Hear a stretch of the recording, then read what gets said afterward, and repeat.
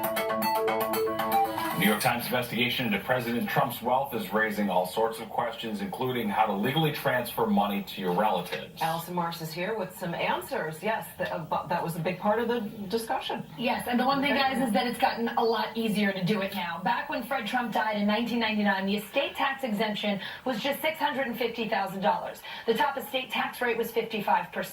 That meant a lot of people, not just the rich, were worried about paying a ton of taxes to pass down their money and assets. Now that exemption is in the double-digit millions, making it easier for most of us to keep our cash in the family.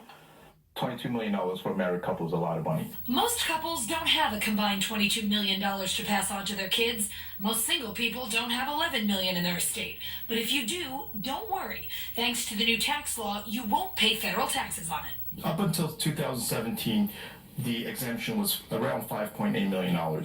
But this year, we've effectively doubled that amount. So yeah, it's a very, very drastic change. Michael Chan is a New York City CPA who finds errors on his clients' tax returns and helps them keep more of their own money. You just completely avoid estate taxes. He says there are a few ways the wealthy can legally lower the taxes on their estates. For example, you can give your kids a loan, but you need to charge them interest. So you will give your kids a loan at the federal applicable rate, which is 1.2 to 1.3% today. For the rest of us who don't need to worry about estate taxes, you can save your family a lot of time, if not money, with some estate planning. So for example, if you have no will, and if although the asset will most likely go to the next of kin, but if you don't leave a will, then there's probates and administratively it's a nightmare.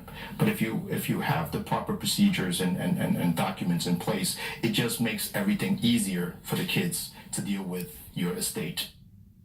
Just remember that $11 million exemption on estate taxes is part of the Tax Cuts and Jobs Act, which is set to expire in 2025, so it might not last forever. We'll see.